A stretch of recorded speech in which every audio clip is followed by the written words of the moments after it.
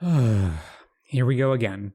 So if you haven't seen it, I made a video critique on Arcane Season 2. Responses were mixed, but I'm happy to say that even the people who disagreed with me that the season sucked were respectful and thoughtfully laid out what their points of contention were. I'm just kidding, it was a lot of ad hominems calling the video clickbait or saying I'm media illiterate. So let's talk about what doesn't make Season 2 good. Number 1, a lot of you said Season 2 wasn't as good as the first one, but was still great, and that saying it sucked is an exaggeration. No, it sucked. It's not just not as good as Season 1, this is horrendously bad writing. Number 2, shipping. Like, it's so powerful and inspiring that they show a gay couple kiss on screen. No. Number 3, your problems are just nitpicks. The season was great. These aren't nitpicks, they're structural problems with the logic, world building, story cohesion, and so on. More on this later. Number 4, I can't believe you didn't understand the meaning behind Powder and Echo's dance scene being animated at 4 frames per second. It's the same number as the time limit on the Z drive. Things like that are why Season 2 is mind-blowing and profound. Again, no. Number 5, the art and animation are great. Well, yeah, but those are just tools to tell the story. If the story sucks, then it doesn't matter how good it looks. Number 6, Season 1 sucked too. Sure, bud, no one's falling for your troll comment. I think the biggest divide in the audience reaction can best be demonstrated by whether you thought Episode 7 was the best or worst episode. Many people thought it was emotionally satisfying and still draw My Little Pony characters in crayon, whereas those of us who can think logically and dress ourselves in the morning see it for the waste of space that it is. Let me put it like this. My favorite movie of all time is 12 Angry Men. If I stumbled across a YouTube review that said 12 Angry Men actually sucks, I'd conclude the reviewer is either mentally deficient or it just wasn't for them. I certainly wouldn't feel compelled to argue with them in the comments or hurl personal insults at them questioning their intelligence. That is, unless you secretly have some niggling thoughts in the back of your mind that you didn't actually enjoy it as much as you're trying to convince yourself you did. Season 2 enjoyers are huffing major copium, and in the long run, I think public sentiment is going to turn against the show. As of now, I'm pretty disappointed with the normie audience's response to the season as a whole. Jesus, 80% of you guys gave Season 2 a positive review? It should be more in line with something like this, or this. I'm more convinced now than ever that I was right to call it cope, although I will say this like ratio started at 38%, so we're making some progress. Now let me be clear, the problem with saying Season 2 is good isn't because it means you're disagreeing with my opinion and not validating me. I mean, you are wrong for disagreeing with my opinion, but that's not the problem. The problem is the writers are going to read all this glowing praise, conclude they did a bang-up job, and push out more slop at this level of quality in their future League of Legends TV projects. If you don't let them know just how badly they fumbled the ball by doing things that can be objectively seen and measured, like mass downvoting the Season 2 Act 3 trailer or leaving a negative review, expect to get more of the same. With my previous video, I thought I expelled all the poison in my system regarding Season 2, but it seems like it'll stick in my craw until I've thoroughly deloused it. I omitted a lot of the problems with Season 2 in my first video because there are just so many to go through that the video could have easily wound up being 60 or even 90 minutes long, but I cut it down because unlike Season 2, I actually care about pacing. Well, that's over now. This is the long version. But before getting to all that, I do have to acknowledge that while Season 1 is a masterpiece, it's not perfect. I do have a few minor nitpicks with it. Number 1, I don't like how in the fight scene with 16-year-old Vi on the catwalk, she's able to overpower multiple bigger and stronger opponents. Feels like the hero's plot armor so many action shows implement that Arcane really should be better than. Number 2, Marcus just so happens to have a chloroform rag to knock out Vi. Awfully convenient. I guess he could have just knocked her out with the butt of his gun or something, but it still annoys me. Number 3, when Jace and Victor are showing off their new Hex Tech tools to Heimerdinger, they almost accidentally kill his pet with a laser, and it's played off as a joke, when really, if that laser had been angled just slightly differently, it would have been killed. Number 4, when Victor's altering his body with the Hex Core, Skye stumbles into the office and meets her demise when the door really should have been locked. Oh wait, I rewatched the scene and it turns out I didn't remember she had a key. I guess that's fine then. And that's really all that comes to mind about Season 1. There's probably a few other things I'm forgetting, but I think I've made my point. Yeah, things like Vi being overpowered annoy me, but the overall show is so good, I'm willing to overlook them, whereas the same can't be said of the numerous problems in Season 2. Let's also acknowledge the good things about Season 2. Like Season 1, the art and animation done by Studio Fortiche is still spectacular.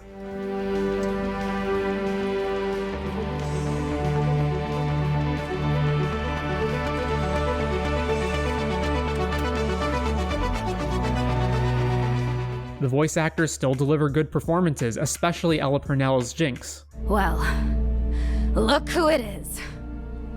The boy savior.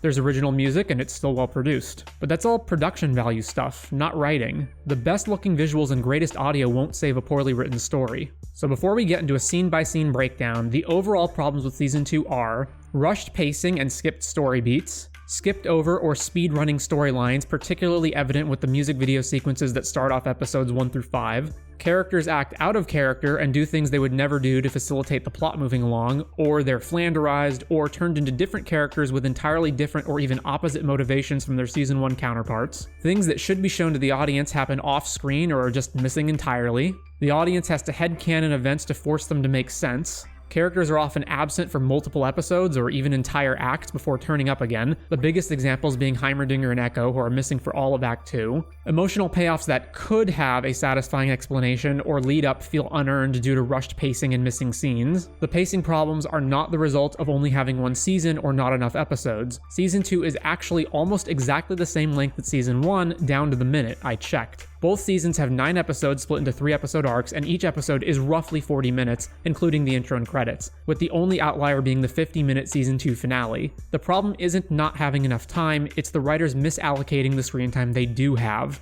Even the problems that are only nitpicks are so numerous they create a death by 1,000 cut situation. And like I said, nitpicks become more forgivable if the overall product is good. For example, Dark Souls 1 is one of my favorite games, despite the fact that there's a lot of bullshit in it, and not just minor things either. Things like the entire final third of the game kinda sucks. But I'm willing to overlook the Bed of Chaos being one of the worst boss fights in history because of how fun most of the rest of the game is. Season 2 is horribly written, which makes all of its flaws stand out more. I often wound up thinking about things that I wouldn't have thought of or even considered really if the season wasn't as bad as it was. The writers leave compelling drama on the table in favor of just moving on to their pre-planned destination or shoving in cringy Marvel humor. What's wrong with my pants? Emotions and spectacle over substance. Season 1 was character-driven, Season 2 is plot-driven. Season 1 was about two sisters on opposite sides of a conflict based on the class divide between the haves and have-nots of Piltover and its Undercity. Season 2 forgets about all that and is instead about a time-traveling wizard who teleports through the multiverse in order to undo the apocalypse he created. Season 2 is overly concerned with setting up future League of Legends projects rather than telling a good self-contained story. Nonsense. There's a lot of it. One of Season 1's greatest strengths was the many details you could pick up on upon closer examination or rewatching it. Little things that showed the creator's attention to detail and made the show better upon reflection. Season 2 has the opposite problem, where there are so many issues and so many things that don't make sense that the show only gets worse the more you think about it, and it only works if you turn your brain off. Well, I have a brain and it doesn't turn off. Character assassinations for almost every character. Characters act out of character and contrary to what we've seen of them before. Only a few characters make it out of the season without being ruined. And finally, the lowering of the stakes due to any character potentially being able to come back from the dead. Death means nothing now, as any character can either turn out to not have died after all, get resurrected, have their death undone by time travel, or can be reintroduced as an alternate universe doppelganger version of themselves. It doesn't matter that some of those things don't happen, the fact that now they can happen is a problem for the show and will continue to be a problem for all future League of Legends TV shows. So if Season 1 was so good, why was Season 2 so bad? I don't know. Maybe it was the change in writing staff since certain writers credited for Season 1 aren't credited for Season 2. Maybe there was a realignment of what the creators wanted the show to focus on or be about. Maybe forces outside the writers' control put restrictions on the story, like maybe Riot wanted the show to be more in line with the game's canon or didn't want any game champion characters to die. I don't know the answer. Maybe we'll never know. What I do know is that Season 1 wasn't a fluke. It wasn't an accident. The writers didn't get lucky. It's impossible to believe the same people who wrote Season 1, who had to have a certain baseline level of talent and understanding of storytelling, are the same people who wrote Season 2 and nothing about them or their situation changed in between. The difference in quality between the two is just too great. So without further ado, let's tear Season 2 to shreds. Episode 1, Heavy as the Crown. There's an unnecessarily long music video segment, something that'll be a recurring problem. These segments are a problem because they rush and skip over stories that should be fleshed out. Jace is missing from the council deliberations despite being a counselor and the only person currently capable of producing Hex Tech, since Victor is in a coma and Heimerdinger's missing, meaning any vote on whether or not to use Hex Tech weapons is irrelevant without his approval. Caitlyn inherits her family duties and titles instead of her father. This could be explained by matrilineal inheritance or the father marrying into the family, but that's headcanon. The show doesn't explain it. Maddie says, After the sheriff betrayed us. The sheriff betrayed us. How is this common knowledge? The last time we saw Marcus, no one in the Enforcers or Piltover's government knew he was a traitor, and he died at the bridge by Jinx's butterfly bombs. Any investigation into him would have likely been discontinued. She knows because the audience knows, a problem that'll keep popping up throughout the season. During the memorial attack, Vi runs to get Jace's hammer. Now, how in the world does she have enough time to run all the way across the courtyard, up multiple flights of stairs in the academy building, find Jace's office, and come all the way back? Also, the hammer and all other dangerous hex tech devices are presumably locked up for security reasons. Good thing she just so happens to run into one guard alone with the keys. How convenient. Spears cut through the Shimmerman armor when bullets were ineffective. After the memorial battle, it stated, "This battle was on your soil. Down there, you'll be on their terms." No. The only reason the Shimmermen had the upper hand at first is because Piltover was caught off guard by a surprise attack and wasn't using Hextech weapons. This is a complete reversal from Jace stating in Season 1 that the Undercity doesn't stand a chance. At the second council meeting underground, Jace is once again absent. How is Caitlyn planning to take down the various organized gangs in the Undercity with a measly 5-man crew? And this elite strike team includes 3 characters we barely know and who, as far as we know, have no prestige or status among the enforcers. One of them is Loris, the big shield guy, who barely has any dialogue the entire season and is seemingly a drunken hobo who may not even be an enforcer. And the other one of them is this green dude who literally has no dialogue the entire season. We don't even learn his name. But they showed their valor in the attack. That's not enough of a reason. The Elite Strike Team's new members aren't armed with Hex Tech, only Caitlyn and Vi are. Maddie has a gun that shoots smoke bombs, Loris has a shield, and the green dude is armed with a baton. Real fearsome team you got there. Episode 2, Watch It All Burn. The episode opens with yet another music video. Isha is a shallow, manipulative plot device meant to position Jinx's character into certain story beats rather than feeling like a real person. She literally falls out of the sky onto Jinx rather than their meeting or relationship being based on any actions taken by Jinx herself. She's mute and her background and circumstances are never shown. We don't really know anything about her, not even why she was being chased in the first place. She's the perfect empty vessel to project any of the audience's thoughts and feelings onto without actually having a character. She's really more like a lost puppy than a little sister. Jinx's madness, trauma, hallucinations, etc. are magically cured, or at least repressed, by her relationship with Isha, when really, Jinx should still be a giant mess regardless, even more of a basket case after killing Silco, and in no position to take care of a child. Isha is unrealistically competent and level-headed, and unafraid of dangerous situations that would realistically scare most people, let alone a child of her age. And I could go on. There will be a bit more discussion about her later. It makes no sense that everyone knows Silco is dead, but not how he died or that Jinx was the one who killed him. Caitlyn and Vi don't inform anyone in the Undercity despite being on the hunt for Jinx and plastering her wanted posters up everywhere. Savika wouldn't have protected her if she knew. In fact, nothing about the plot could have moved forward the way it did if Savika or anyone else in the Undercity knew Jinx was Silco's killer, so the information just never comes to light. Smeech also doesn't inform Savika during their fight about this fact. There's a deal to be struck here. Speaking on a broader point, things like this keep happening throughout Season 2. The information is never learned by anyone for the entire season when it should be great for mining drama out of seeing people learn of Jinx's actions and how they react to her, but as I said earlier, the writers just leave good drama on the table.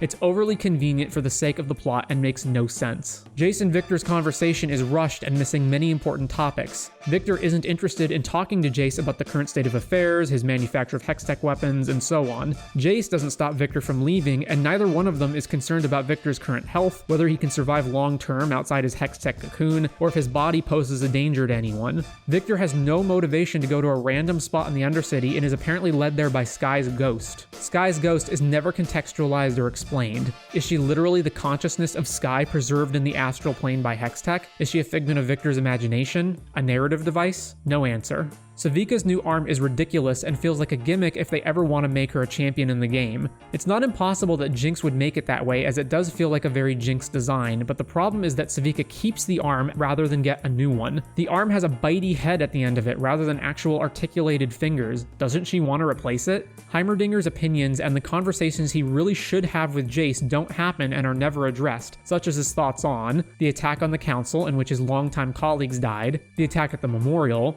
Jace stabbing him in the back by voting him off the council, any newfound insights he might have after visiting the Undercity and seeing the poverty and crime there. The character is now nothing more than comic relief. Ball sockets.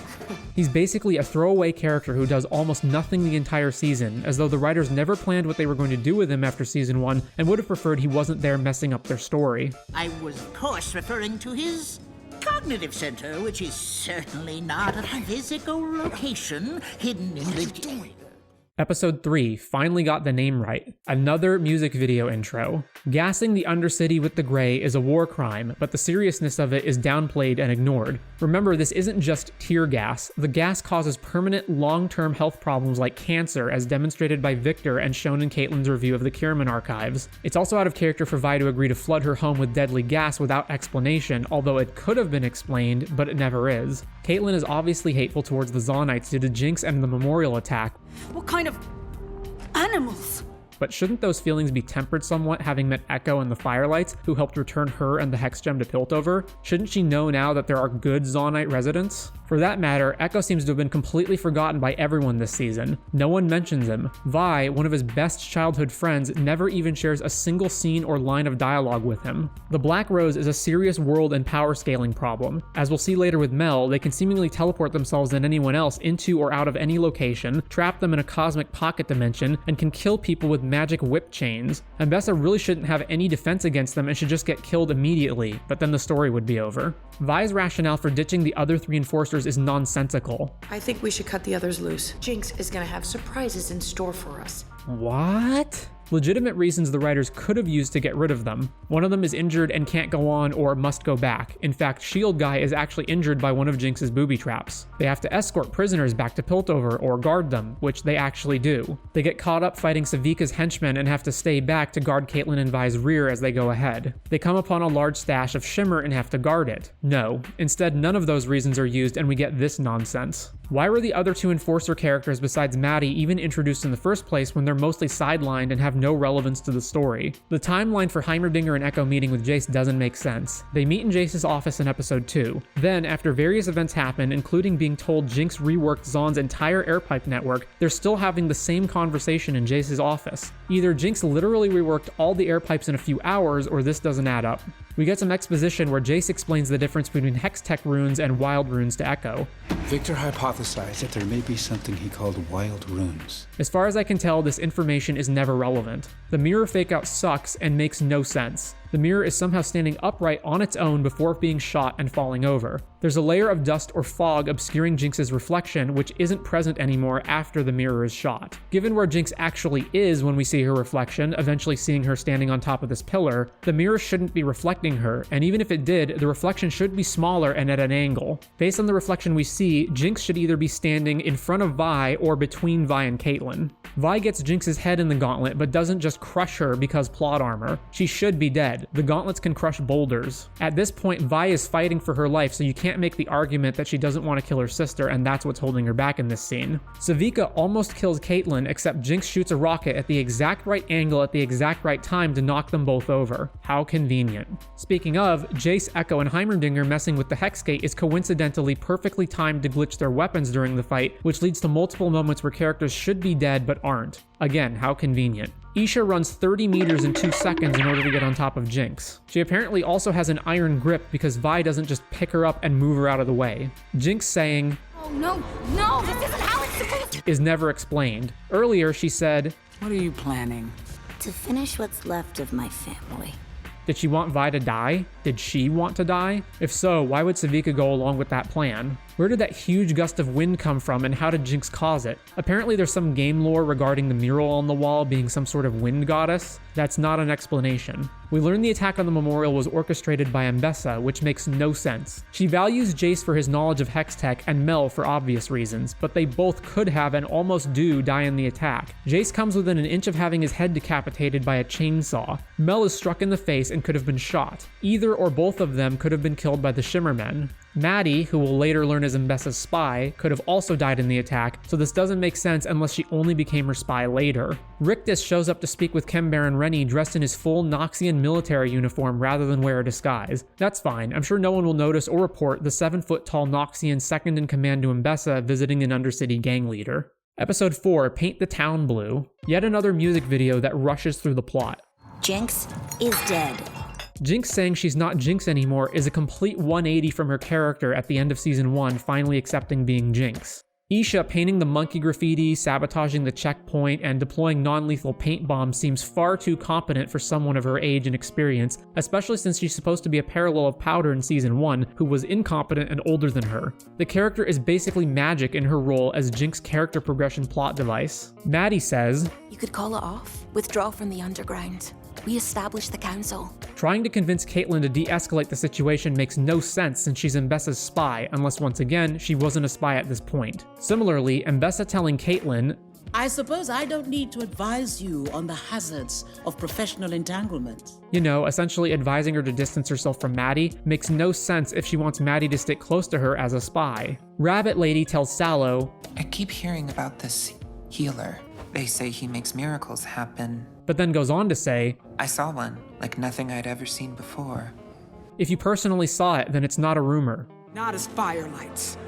For Jinxers. Jinxers is a terrible name. Singed has no reason to show up to the rally at Vander's statue. What does he care? He's only there for plot reasons so the writers can set up a chain reaction that results in Powder meeting Vander. Gathering all of the Undercity's top brass and rebel groups in one place at the same time is a bonehead move by Savika, and no one is on lookout for anyone approaching the rally, like Rictus and his Noxian soldiers. Savika escapes despite being the most high-value target at the rally, and somehow also doesn't lead anyone to Jinx's lair even though she's dripping a trail of arm socket fluid all the way there. The patrol officer doesn't believe Jinx is who she says she is despite her looking exactly like her wanted posters.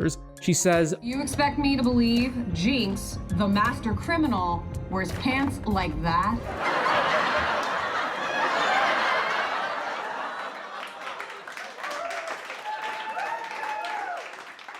This is stupid Marvel humor. Furthermore, she doesn't arrest Jinx either for being a member of a resistance/terrorist group as evidenced by the blue hair, or for trespassing in a restricted area near Stillwater Prison. Dumb jokes are now more important than the internal cohesiveness and believability of the story. No one is suspicious of Jinx's prosthetic middle finger that Caitlyn shot off and which is painted with Jinx-like graffiti. Apparently Caitlyn never informed anyone to be on the lookout for someone with a missing middle finger. No one inquires about prisoner Savika despite her being the most high-value target after Jinx since she's this former second in command for Silco and now head of what's left of the Undercity's organized resistance. Jinx isn't required to remove her helmet to prove her identity before entering the prison. Arcane has now gotten to the point of operating on Stormtrooper logic. The prison cell doors opening and closing are controlled by a panel of levers located not only on the same floor as the cells, but nearby and on the path every prisoner has to walk past before reaching them. What if a prisoner just said F it while being walked to their cell and lunged for the levers really fast? There'd be riots and escape attempts all the time.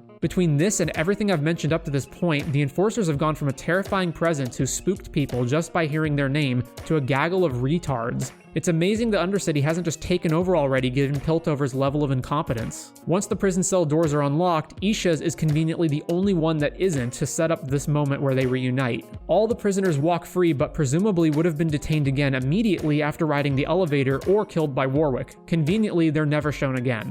The Doom-esque heavy metal music for Warwick's debut is inappropriate for what should be the tone of the scene. If you think about it, this should be a terrifying moment where a monster is tearing people apart in front of a little girl. Instead, it's fan service for League of Legends players who have been looking forward to Warwick's debut in the show, meaning the game now takes priority over the story. If Vander/Warwick is an experiment by Singed to see if he can reanimate a dead body in order to bring his daughter back to life, why turn him into a bloodthirsty monster with metal claws? Unless he was planning on loosing Warwick on the guards in a convoluted plan to eventually make a deal with Mbessa, but that doesn't make any sense. Warwick's look from the game has been changed substantially, primarily in that his face no longer looks like a wolf. Now personally, I don't care because I'm not a League of Legends player, so I don't have any investment in the show matching the game, but this must have been disappointing for some fans. The problem goes beyond that because I think they changed his face to try to humanize him more and make the character more visually sympathetic in a sort of Beauty and the Beast way, when having him be more beast-like probably would have actually been more powerful. Finally, Vander being Warwick makes no sense in the first place. He clearly dies at the end of episode 3 season 1. Now any character can potentially come back from the dead, so there's no stakes. Furthermore, you're telling me that while in excruciating pain from just having his face melted off by that shimmer fire, Singed was in any position to locate and drag the body back to his lair to experiment on it? Also, Silco was fine with his friend's corpse being experimented on or remained unaware of that fact for 7 years. Also, Powder was never aware of Vander's corpse being experimented on either while she was working for Silco, because that definitely would have been upsetting. Episode 5, Blisters and Bedrock. Yet another music video intro. Vi acts out of character by completely giving up on everyone and everything after Caitlyn dumps her. Even if she thinks Caitlyn and Jinx are beyond reach, she should still reach out to someone else like Echo. Speaking of, why hasn't Vi gone to Zaun to try and find out if Echo's okay? The last thing she heard about him after he fought Jinx at the bridge in season 1 was that he's missing. I'll say it again, it's baffling that Echo and Vi don't share a single scene together in the entire season. Jinx and Vi go from seriously trying to murder each other last time they met to teaming up is not believable based on only the short exchange they have. And speaking of, Jinx's exchange with Vi when trying to convince her to help track down Vander doesn't make sense. She says, It's Vander. To which Vi replies, I'm not falling for another one of your tricks. What? She has no idea what Jinx is talking about. Shouldn't she say something more like, what about Vander? Caitlyn turns on detective mode at the prison and sees visions of things she should have no concept of based on what she knows, like metal wolf claws. Mbessa meets with Singed and makes him an offer to work secretly for her alone. You will serve me. In return, I will supply all your needs, but I demand absolute loyalty. Then later, Caitlyn walks in on their meeting and acts like she already knows everything that's going on, so I guess that earlier secret partnership didn't matter. It feels out of place that the mural of Jinx contains Vander in the background when Vander's been dead for years and few people should even remember him, especially someone young and rebellious who's most likely the mural's artist. Jinx losing Vander at the tunnel makes no sense. They would have had to pass by Mbessa on their way out of Stillwater. They then would have had to ride the gondola back. Jinx would have had to keep up with a Vander running at full speed for miles. Then Jinx would have had to stop chasing him at the tunnels, which are pretty straightforward paths, not maze-like at all. We only see one fork. The tunnel entrance is also boarded up, even though Vander went through it already. To talk about something more meaty, the sisters really should have a lot of important and emotionally charged topics to discuss. Things like, who is Jinx now and how does she feel about the multitudes of people she killed while working for Silco? How does Vi feel about the fact that Jinx killed Caitlyn's mom? What does Jinx think about Vi gassing the Undercity with the Grey? Jinx killed Silco, basically her stepfather, for 7 years. How does she feel about that? The last time they met in season 1, Vi saw a truly unhinged display by Jinx, having made dolls of their dead friends. What about Jinx's hallucinations? She asked Vi in season 1 if she was real. Not gonna talk about that? Heck, there must be a lot of lingering feelings regarding Jinx being responsible for killing Vander, Milo, and Clagger. She actually used to be pretty cool. Before I kicked her butt. See what I mean? Delusional. What about those over-designed bitch mittens you didn't even build yourself? Nope. All that juicy drama and important conversations the audience was looking forward to are brushed aside in favor of quipping. The Black Rose prison wall puzzle ultimately amounts to nothing. Mel's brother being an illusion doesn't work as a surprise twist because it was obvious from the beginning since the prison itself is clearly an illusion. The idea that, If he found this, everything might have been different.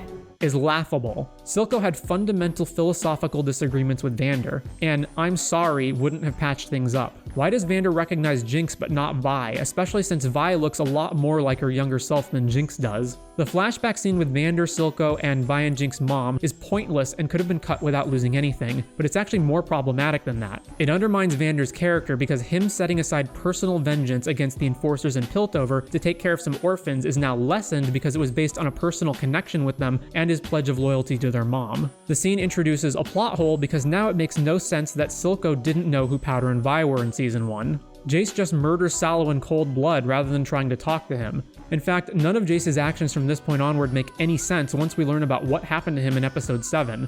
A big problem in season 2 is things that happen which are confusing at the time, but which can be excused by the audience as something that'll be explained later, but they're not, or the explanation doesn't make sense. Episode 6, the message hidden within the pattern. When told Victor's commune has a no weapons policy, Vi just leaves her gauntlets on the ground where anyone could and should have stolen them. Singed says he believes, I believe this herald may be a former pupil of mine. How does he know that?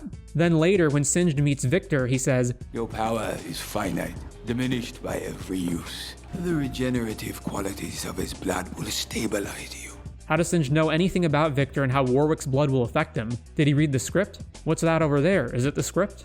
While most of the untraditional art sequences are good, I don't like the look or frame rate of the Vander watercolor sequence. It also further undermines what I talked about with the flashback scene because it's established that not only did Vander have a connection to Vi, he actually had a years-long mentor/godfather relationship with her. Caitlyn turning on Mbessa after barely having a conversation with Vi is not believable. Vi calling her Cupcake again is apparently enough for her to turncoat. How does Vi get out of the Noxian camp after incapacitating Mbessa despite being surrounded by Noxian soldiers on all sides? What, they just let her wander off? Victor's followers shouldn't lead Jace to him when Jace looks crazy and is acting violent and unhinged. They have a no weapons policy and Jace has a weapon. Victor doesn't see through his followers' eyes to learn of Jace's approach despite being able to do that as seen by him possessing Sallow previously. Jace blasts Victor in the chest rather than have a conversation with him. If they did talk, Victor would have just read Jace's mind, seen the apocalypse world we learn about in episode 7, and changed his mind, and then there would be no need to kill him. In fact, Victor only becomes the world-dominating Machine Herald because Jace shoots him.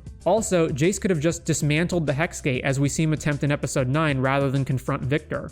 Isha's death was predictable and ultimately has no effect on the story moving forward beyond Jinx being temporarily depressed afterwards. Jinx's emotional turmoil after the fact could have been caused by Vander alone, rendering Isha irrelevant. No one even mentions Isha by name or anything about her after this episode. All of Act 2 basically winds up feeling like filler because it was about and culminates in this scene, but is forgotten afterwards. Now at this point, let me fill you in on how I was feeling about Season 2 prior to Act 2, that is episodes 4 to 6. I usually don't like to give number ratings, but for the sake of brevity, Season 1 was a 10 out of 10. Season 2 Act 1, the first 3 episodes, were more like a 6 or 7 out of 10. Flawed, but salvageable as a basis for the rest of the season if it had a good follow-up. Kind of like how Star Wars Force Awakens could have turned out to be a solid start if the rest of the trilogy hadn't immediately face-planted. Act 2 was a 3 or 4 out of 10. Seriously flawed, boring, nonsensical, just really bad all around. It was at this point that I decided I was definitely going to make a video on the show. If I hadn't decided that, I would have dropped the show right there.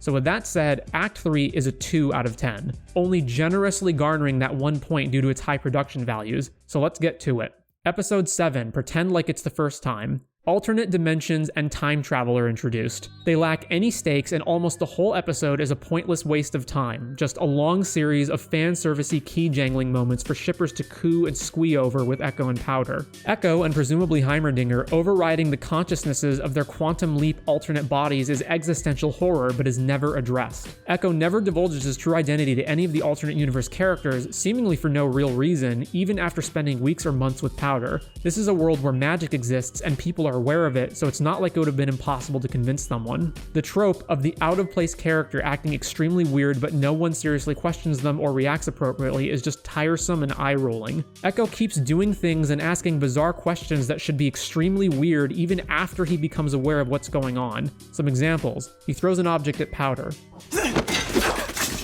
He exclaims, "She's dead?" when Powder shows him Vi's shrine. Powder reacts as though Echo's making a bad joke. Echo asks Silco and Vander, "Didn't you try to kill him?" implying Echo hasn't interacted with these characters in 7 years and has no knowledge of what happened between them. This should cause some WTF eyebrow raises at the least, but doesn't. How did Vander and Silco make up anyway? In Season 1, Silco wanted to and did murder Vander. How do we go from that to this? Are we really expected to believe it was the apology letter in the mines? Why are the rules for dimension traveling different for our 3 characters? Heimerdinger and Echo show up at different times 3 years apart. Echo quantum leaps into his alternate's body, whereas Jace goes to a different universe and doesn't inhabit his body, maybe because his alternate is dead in that universe. Or wait, how do we know whether Jace is in an alternate reality or the future of the main timeline? Who cares? If they're not gonna care, I'm not gonna care. Heimerdinger knows how long he's been in the alternate universe down to the minute. 1,128 days, 6 hours, and 20 minutes, give or take. This would be unbelievable for any character, but especially an immortal one like Heimerdinger, who presumably places less importance on the passage of time. But it's funny, Lamau XD. Heimerdinger hasn't done anything substantial in 3 years. Not try to find a way back, not try to reinvent Hex Tech, not develop any personal relationships with the alternate universe people, nothing. Well, he did learn to play guitar, so it's something. The alternate timeline is an unbelievable utopian paradise where almost everything turned out for the better. Vi's death is apparently the root cause of everything turning out better, which feels wrong. Furthermore, Vi's death being the root cause makes no sense. Could be some crazy butterfly effect, but then we need to see that. Why is Jinx's hangout spot the same dangerous, unstable aircraft cavern as the one she lives in the main timeline? You know, the one she moved into when working for Silco, if this timeline is supposed to be different. Where even is this located? Presumably somewhere in the Undercity, somewhat near Silco's office, but then why is this her hangout spot when it's far away from everyone she knows in Piltover? Echo retrieves hex gem fragments from Jace's exploded apartment, which apparently has been left untouched and in a state of disrepair for years, as you do in prosperous metropolitan cities. Hex gems were supposed to be unstable and dangerous until Jace and Victor reinforced them 7 years later during Progress Day, so how are Echo and Heimerdinger using them in their time device experiments without them exploding? If Powder and the gang were caught breaking into and exploding Jace's apartment, shouldn't they have been arrested? We're just going to gloss over that and pretend like it doesn't matter? When Echo tells Powder and Heimerdinger, "It's a time loop," they both immediately believe him, even though neither of them has actually seen the time travel effect for themselves. Echo says of the time travel limit, "The limit is 4 seconds. Are you certain, my boy? What were the indicators? Trust me, it's 4 seconds." No one presses him on this further, not even Heimerdinger, who's supposed to be a curious scientist. Oh, I forgot, he's the brain-dead comic relief now. Ball sockets. The 4-second time limit is ignored in episode 9 when it's convenient. It doesn't matter if it's technically not a hard rule, the show is telling us the time limit is 4 seconds and not elaborating further, so ignoring this later is cheating. Bits of Heimerdinger's exploded face are still on Echo after reversing time, implying the Z-Drive can duplicate objects. Shouldn't everything besides Echo reset? If not, then couldn't you hypothetically duplicate hex gems or anything else of value? This is never explored. The Echo and Powder dance sequence looks terrible and is the first time watching the show I felt they were doing something to save money rather than being an artistic choice. Oh, but don't you understand? There's only 4 frames of animation. 4 is the number of seconds the Z-Drive is limited to. It's so meaningful. What is this, Batman logic? Yeah, I got it. It still looks terrible. Echo and Powder kiss. I have some problems with this regarding the morality of consent. Echo is currently in the body of his alternate universe self, basically puppeteering a body that isn't his. Similarly, Powder isn't aware that this Echo isn't the same Echo she's known for the past 7 years. Like, imagine if Echo had stayed in the alternate universe for much longer and they eventually had sex and got married and had a kid, and then the original Echo returned. I get that it's only a kiss, but it's still unsettling in a way I don't think was intended. Heimerdinger was able to build a time and dimension traveling device practically from scratch in only a few hours by being off screen. Heimerdinger and Echo have no idea if the dimension traveling machine is dangerous or might explode, but decide to use it within the city limits anyway. Heimerdinger's death is pointless. It's framed as though it's some kind of noble sacrifice to help get Echo home, but it's actually really stupid. A piece of machinery flies off and Heimerdinger jumps off the platform to repair it. Why doesn't he just shut down the machine, fix it, and then restart? Sacrificing himself also non-consensually sacrifices his alternate universe quantum leap body as well. Shortly before dying, Heimerdinger says, "Since I've met you, lad, I've truly lived." Echo would not have had that profound of an effect on him. All they had was a newly formed few weeks or maybe few months long teacher-pupil relationship, a relatively short time given Heimerdinger's multiple centuries long lifespan. Also, Heimerdinger's relationship with other characters like Jace and Victor were stronger. After this, Heimerdinger is never mentioned again. Echo doesn't talk about him, Jace never finds out that he died, nothing. What a waste. Finally, I'm not a League of Legends player, but I've been made aware that in the game lore, Heimerdinger's species are called Yordles, and they're magical beings that are immortal. I don't mean they're long-lived like Tolkien elves, I mean they're literally unkillable. If they die, they respawn back in their home realm. Now, this is all beside the point because within the context of the show, none of that has ever been established. But if you do take in that information, it further undermines Heimerdinger's death and sacrifice. How does that even work if you're in an alternate dimension? Both Echoes appear simultaneously, Powder sees them, and the implications will never be addressed. Neither alternate Jinx nor anyone else investigates or tries to use the dimension hopping device despite it presumably still being functional. Powder has a bag of hex crystals in a drawer.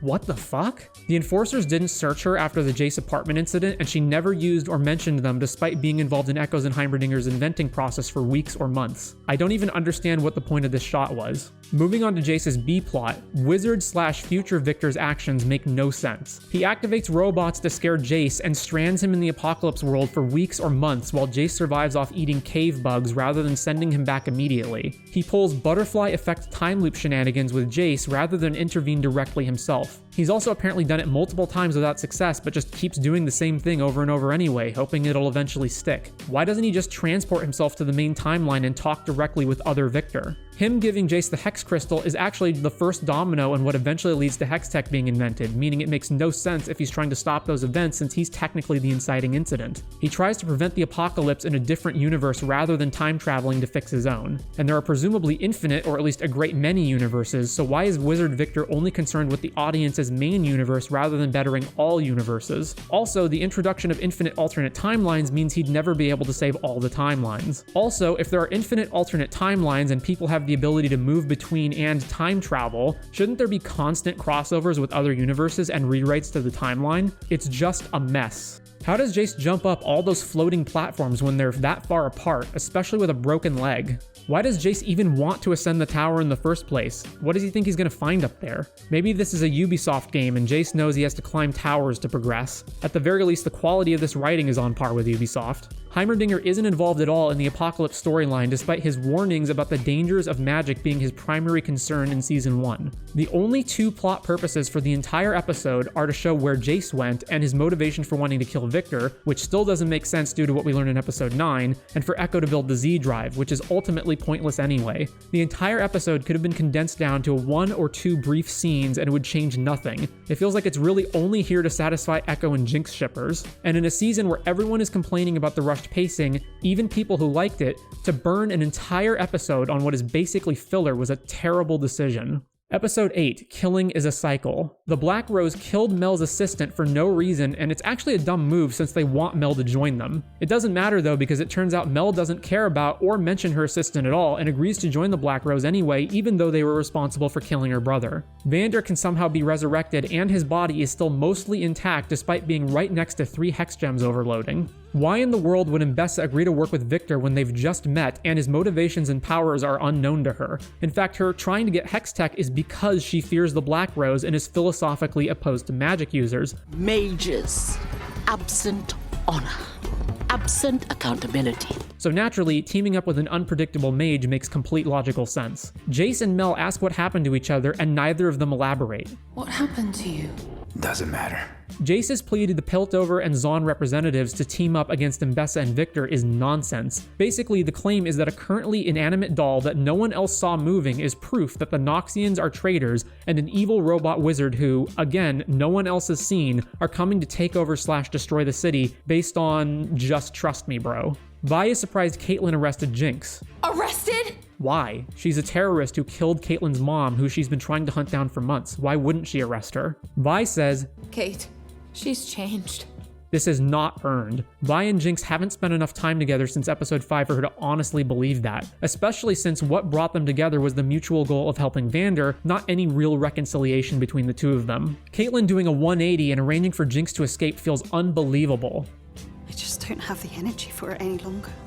She did it because she's tired? Please. The Caitlyn and Vi sex scene and its many problems. After Caitlyn frees Vi from the jail cell, Vi opts to have sex rather than go after Jinx, who's planning to kill herself. Even if Vi doesn't know that specifically, Jinx is obviously distressed, highly emotional, and very likely to do something injurious to herself or others. This apparently takes less of a priority than getting it on with her girlfriend. Caitlyn, meanwhile, decides now is the perfect time to have sex with Vi, even though she should be preparing the city's defenses for an attack that could come at any moment. Also, yes, I understand Caitlyn sent the enforcers away, but still, anyone could walk in on them. They're also having sex in a stone prison cell that must smell horrible after Jinx spent hours in there not showering and not eating the food they brought her, which could have rotted. The scene goes on for a gratuitously long amount of time and is overlaid with cringy pop music. It lasts a minute and a half. You think that's long enough to get the point? And lastly, episode 9, The Dirt Under Your Nails. Caitlyn somehow guesses, Victor's at the center of all this, isn't he? How do you know that? Did you read the script? What's that there? Is it the script? It must be awkward that Mbessa's attacking Piltover when they and Noxus are trade partners. The Noxian ship fires on Caitlyn and Maddie's location in the tower, but when we cut back to those characters later, they're fine without explanation. Remember, hack writers, characters can survive anything as long as they're off screen. Mbessa shields herself from Caitlyn's Hextech rifle with magic runestones. However, she wasn't actually saved by magic runestones, but rather by plot armor, because earlier she charged into the enforcers on the front lines who were wielding regular rifles, any one of whom could have shot and killed her easily. Jinx burns down Silco's office along with the last drop, but she doesn't own it. Other people work there. She should have burned down her aircraft hangar, but couldn't because of what it'll be used for later. Shield Guy being killed in the battle has zero impact because he was barely a character. Maddie being a spy makes no sense given her and Mbessa's previous actions. She could have died multiple times in the current battle, as well as previous engagements, and also did and said things that go against Mbessa's interests. Maddie dying to a bullet ricochet feels like such a non-ending for the character. Like, okay, she served her plot purpose, we're done with her now. So then Mel opens this door and comes out to face Mbessa. Wait, how did Mel know to shield Caitlin despite being behind a closed door at the time? Is one of her powers X-ray vision?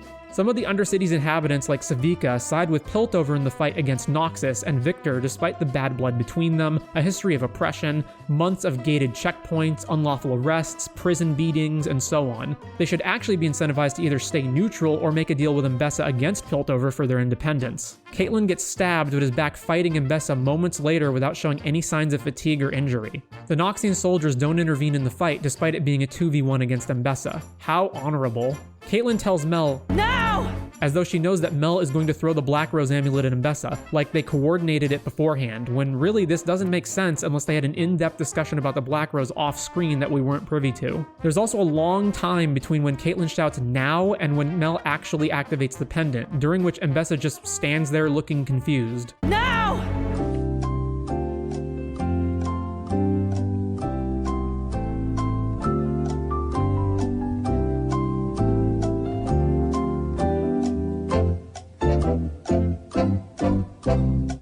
What are even the Black Rose's powers anyway? It seems like they're supposed to be an illusionist, but they can also conjure real physical metal chains and teleport people to pocket dimensions. Despite calling the Black Rose to defeat Mbessa, Mel immediately changes her mind and decides to fight them, somehow tearing open their pocket dimension. Then Mel says, "I see your face, deceiver." What does that mean? Mel is then able to defeat the Black Rose despite being a complete rookie with her new mage powers and the Black Rose being an experienced sorceress. Then Mel goes Super Saiyan. That's where we are now. That's what Arcane has become. Mbessa, despite being freed and seemingly having no wounds, just dies for some reason. Jace is only just now shutting down the Hex Gates when he had all of last episode to do that. Also, why is Jace pulling out the canisters alone instead of bringing like a whole team of people to do it faster? Why did Mbessa cart in a fake Victor cocoon? It's not like Victor's robot minions used it as a distraction to sneak in, they just show up without any subtlety. Also, why are the robots only now attacking instead of fighting alongside the Noxians from the beginning? What is Vander's new resurrected robo-infused form even supposed to represent thematically or character-wise at this point? Everything about the relationship between Vander, Jinx, and Vi and their attempts to heal him have already been resolved in Act 2. Now he just feels like some video game mini-boss they have to deal with. Jinx's hot air balloon completely breaks credulity. Like, that derelict museum piece can fly? How did she even get it out of the cavern? And although not outright stated, her access to explosives, guns, and so on was, I thought, always implied to be as a result of her being backed by Silco and his network. Now she has endless resources and is seemingly a magical techno god who can make anything off screen. Echo and the Firelights working alongside Jinx is ludicrous given how much they hate her for killing their comrades in Season 1. Guess Echo must have rolled a nat 20 to get them on board. Vi's gauntlets now inexplicably have thruster jets that let her fly through the air. It's a good thing there's never another time when that would have come in handy. Echo throws the Z-Drive at Victor for no reason since he couldn't have known what that would do. In fact, the Z-Drive is actually pointless as it accomplishes nothing. The only things that happen as a result of it are Victor sort of coming back to sanity and talking Jinx out of offing herself, both of which could have easily been rewritten to not need it. I believe it's only in the story because Echo has one in the game. Victor says, "That device can't be." How does Victor know what the Z-Drive does just by looking at it? Did he read the script?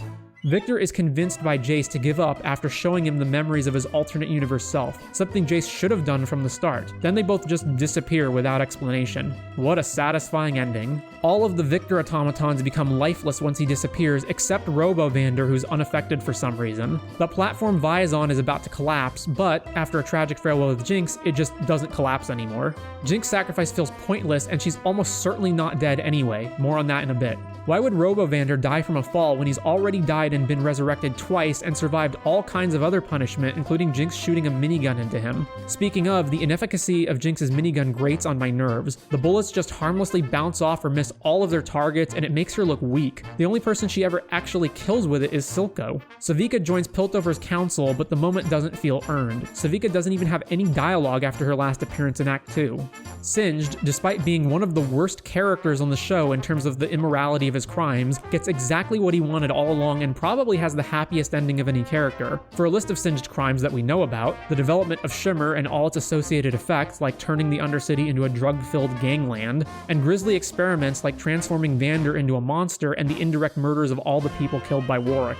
Like Vander, Singed's daughter is still alive for some reason, unlike all of Victor's other robots. Jinx is implied to have survived the fall, and this leads to multiple problems, and we know this due to 4 things. They're not going to kill off off one of their most popular characters, if not the most popular character. More concretely, Caitlin looks over the Pipe Network blueprints and gives a cheeky smile, implying she's realized that Jinx escaped. The otherwise somewhat out-of-place final shot of a blimp flying off into the horizon. Powder said in Season 1 that she wanted to fly in one someday, implying she left the city in it. And finally, the last few frames before the credits are drawn in Jinx freakout text. So this means she left without informing Vi that she's still alive. This is implied to be a noble sacrifice meant to let Vi move on, when it really isn't and is actually just selfish and stupid. Caitlin, who's implied to have figured out Jinx faked her death, also says nothing to Vi and is happy she survived for some reason, when really she should hate her. Caitlin's eye patch seems like it comes out of nowhere, but you do actually see her eye get stabbed by Mbessa. It just happens so fast, it's a blink and you'll miss it moment. Did you see it? Let's watch it again. The entire aftermath of the battle, basically the epilogue to the show, is crammed into the last 4 minutes of the show. We don't see any of our characters mourning the dead, not Mel mourning Jace, not Echo or Vi mourning Jinx, not Echo or Mel mourning Heimerdinger, nothing. That's it, it's a wrap, we're out of here, dunzo. How utterly satisfying.